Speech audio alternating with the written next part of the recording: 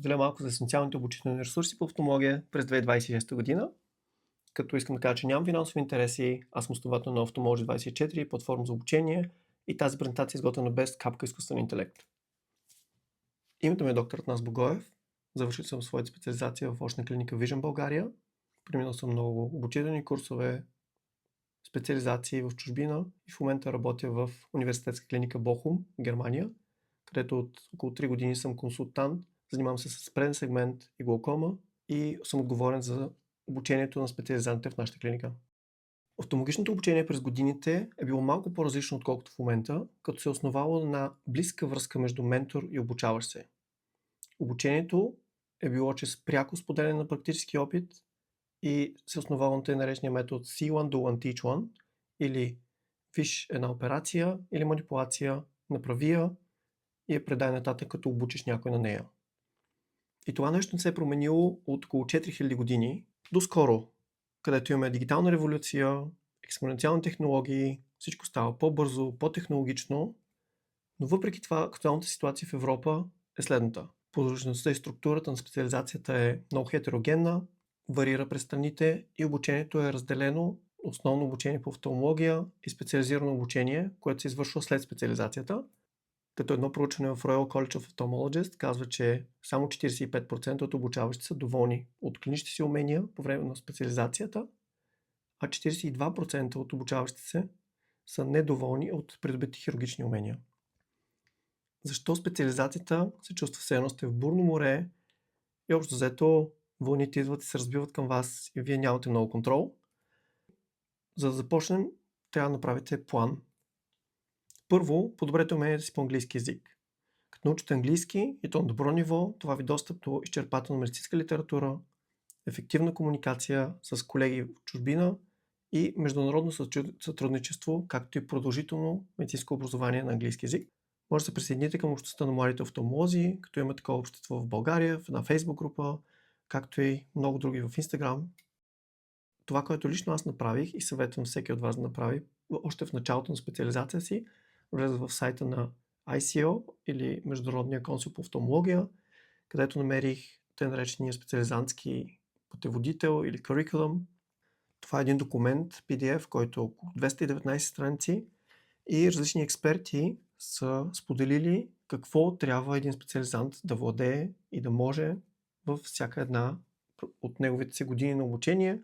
Ето, примерно, влизаме в секцията на катаракта и през първата година специализантът трябва да умее съответно тези умения, които виждате на екрана, втора година, трета година и четвърта година, като по този начин човек може да изгради цели, които да следва и да се стреми да се обучава по конкретните тематики. Като говорим за клинично обучение, ви съветвам да започнете с основите. Има фундаментални учебници, които са световно доказани и просто отнемат време. Например, ако вземете Американската академия с 12 тома, ако започнете да четете в началото на специализацията, може би отнело година или година и половина, докато минете през всички томове. Просто започнете сега, започнете рано. Колкото до Кански, бих казал, че той е страхотен за преговор преди изпита. Не бих съветвал да учите изцяло от него, но е страхотен ресурс за подготовка.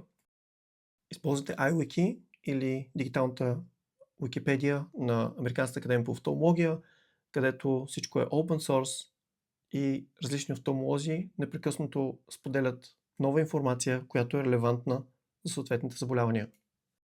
Съветваме да използвате itube.net, където ще намерите много курсове, видеа, анализи на различни експерти, както и операционни видеа и хирургични техники, които можете да научите доста.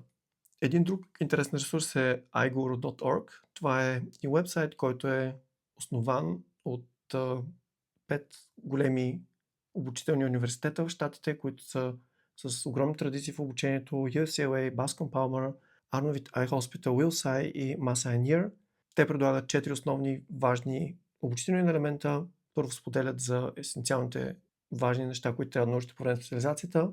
Може да се обучавате на различни снимки, на очни дъна и на ОЦТ-та, топографии, като не само трябва да изберете правилния отговор, но и дават разбивка какво всъщност трябва да види човек на самата снимка и къде точно са нещата, които трябва да види.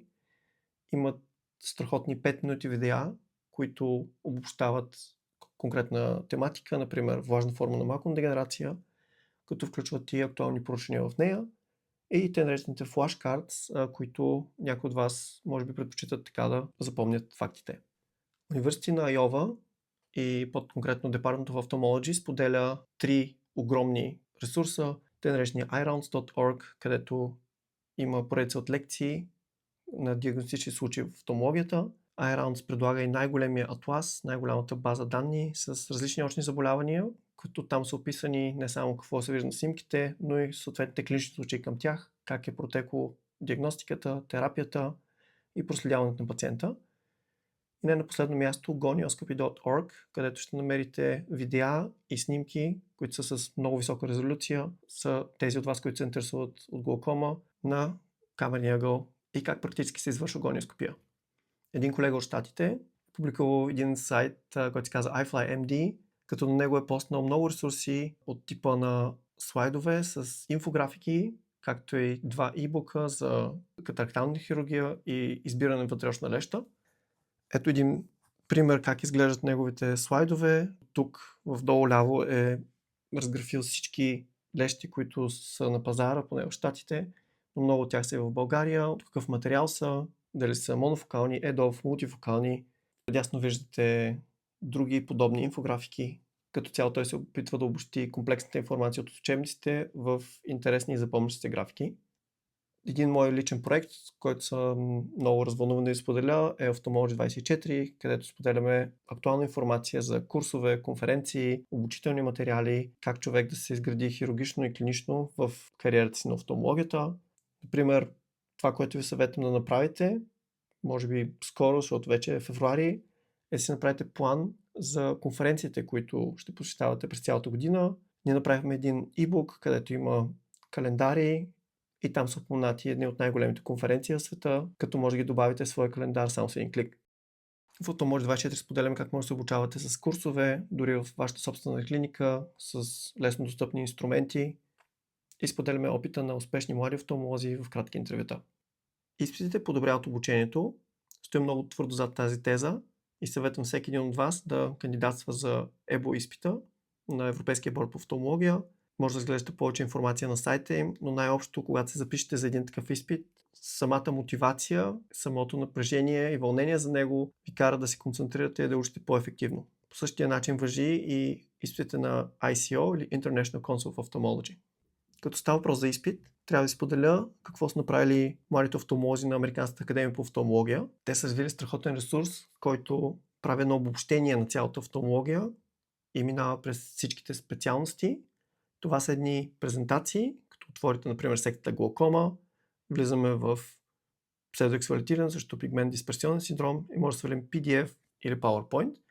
И като отворим PowerPoint-а и влезем в презентацията, виждаме, че това не е просто една презентация, в която ни разказват определения и така нататък, а тук се базира по-скоро на въпроси и отговори.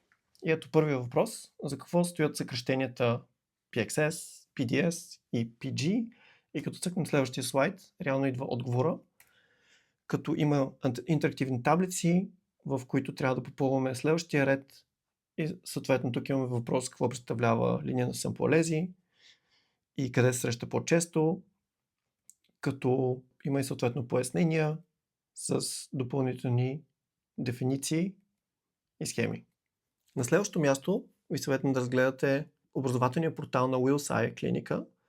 Wills е най-голямата очна болница в света и тяхният портал включва най-различни платени и безплатни ресурси, като те провеждат много често конференции, апдейти по най-различни офталмологични теми по подспециалност, както и всяка седмица има те наречените Grand Rounds.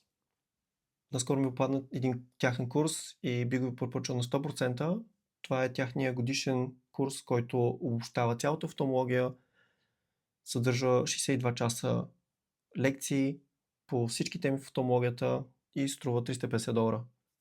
Като говорихме за Grand Rounds, доста клиники в щатите излъчват тяхните Grand Rounds в реално време, както и качват записите им онлайн. Започваме с Wills, за които говорихме, Bascom Palmer, която е клиниката в Майами. Аз си помня, че доста често като специализант гледах тяхните лекции, като тук основно се разглеждат клинични случаи, като много интересно, че моделът е обърнат.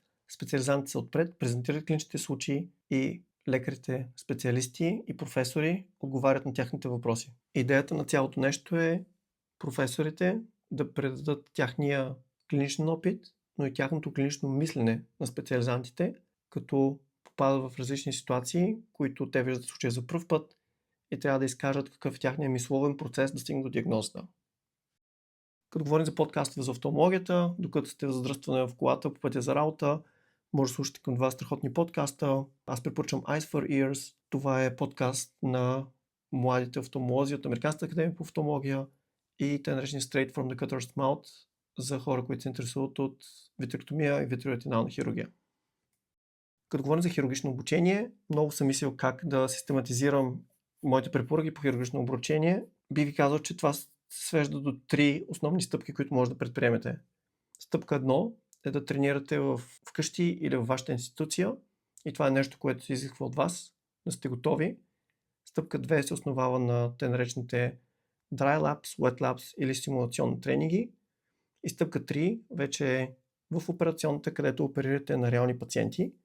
За да сте готови да оперирате на реални пациенти, всъщност трябва вече да сте изградили микрохирургичните умения, за да може да имате основата.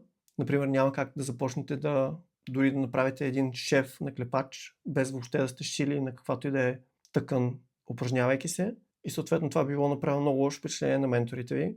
Започнете с стъпка 1, като направите това, което се изисква от вас. Ние живеем в свят, който много лесно може да поръчате инструменти от интернет, може да използвате след като говорите с завеждащия на вашата клиника и да си уредите достъп до операционния микроскоп, когато не се ползва, може да се упражнявате във вашата операционна и съответно да подобрявате уменията си така всеки ден. Когато започнете да оперирате, записвате вашите операции и ги преглеждате. Това би ви дало страхотен начин и страхотно предимство да подобрявате себе си. След това започна да го правя и аз записвам 100% от моите операции и ги преглеждам и ги организирам. И даже споделям как ги организирам просто в една таблица, записвам името на пациента, датата на операцията, какво съм оперирал, какво е извършено по време на операцията, каква е била моята роля по време на операцията, кой е бил мой ментор и какви са бележките, които искам да науча и да подобра себе си за следващия път. Разбира се, е важно да подреждате видеята си в начин, по който лесно може да ги откриете и да ги преглеждате на време.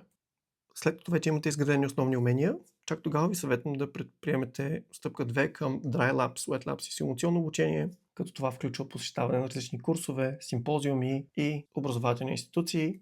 Много силно ви съветвам да посетите симулатор в нашата клиника в Германия.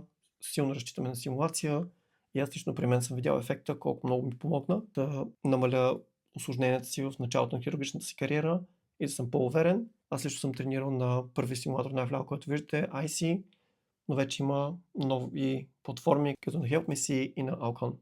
Какво казват проучванията? По време на COVID, когато имаше официален стоп на всички операции, в повечето обучителни центрове, специализантите и специалистите, които трябва да се обучават на предни сегментни операции, са минали изцяло симулационно обучение и всички проучвания потвърждават, че хората, които са минали през интензивен симулационен тренинг, всъщност показват по-малко усложнения и по-стръмна крива на обучението си. Практично обучение има на доста конференции, но ви споделям една специална инициатива на ESCRS, от която също съм част. По време на конференцията на ESCRS може да посетите тъй наречения катарактален тренинг лаб, както и тяхните мастер-клас за глаукома и за сложни катаракти. ESASO предлагат страхотни курсове на много високо ниво. Негативното е, че са платени и са малко скъпи, но сигурно се заслужават. Менторите са от световен клас и разчитайте, че ще научите много. Ophthalmo University, обучителна институция, която залага само на симулационни обучения, имат кампус в Мексико и наскоро отвориха кампус в Барселона. Силно ги препоръчвам, защото аз съм минал през тяхното обучение и видях, че наистина работи. HelpMeSee също предлагат симулационни курсове по целия свят. Доколкото знам, Европейският център е в Белгия и може да се запишете по всяко време. От Ophthalmology24 си направихме труда да обобщим всички курсове, които може да посетите на едно място в един e-book. Ако искате, може да го разгледате тук. Едно от най-любимите неща в офталмологията е колко много офталмолози от различни държави и различни общества се подкрепят взаимно. И тук говоря за грантове за обмен. Съществуват най-различни грантове, по които може да кандидатствате и да спечелите стипендия. за която да се явите на стаж между 4 и 6 седмици в различни страни и да гледате едни от най-добрите специалисти в света, как оперират, как обучават, как са в клинични условия. Такива грантове има от Юретина, Европейския борд по офталмология, Международното общество по рефрактивна хирургия, Европейското общество по офталмология, както и Европейската глаукомна асоциация. Обмислете го, кандидатствайте и ви желая успех. Не на последно място, един призив от мен: споделяйте знанията и ресурсите, до които имате достъп, така развивате не само себе си, ами всички останали около вас. Бих искал да ви благодаря за вниманието, желая на всички ви успех и знам, че ще бъдете страхотни колеги винаги занапред.